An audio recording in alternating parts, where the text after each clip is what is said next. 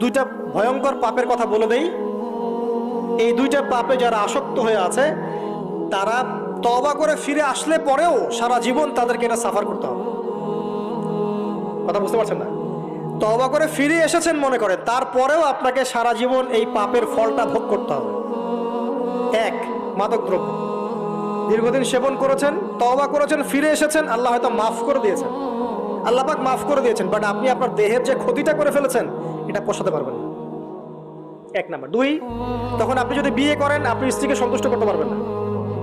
হ্যাঁ। দুই নাম্বার হচ্ছে এই যে গোপনে যুবকরা যে পাপটা করে, মাস্টারবেশন, যেটাকে আমরা বলি হস্তমৈথুন, এই পাপ যেসব যুবকরা করছে বা করে, এবং অ্যাভেলেবেল এই পাপটা সবাই করে, কারণ এখন পর্নের যুগ, পর্ন দেখলে তো আর কোনো উপায় নাই, তখন তো এই পথেই যেতে হচ্ছে, নিজের উপরে নিজেকে জুলুম করতে হচ্ছে। যারা হস্তমৈথুনে অভ্যস্ত হয়ে গেছে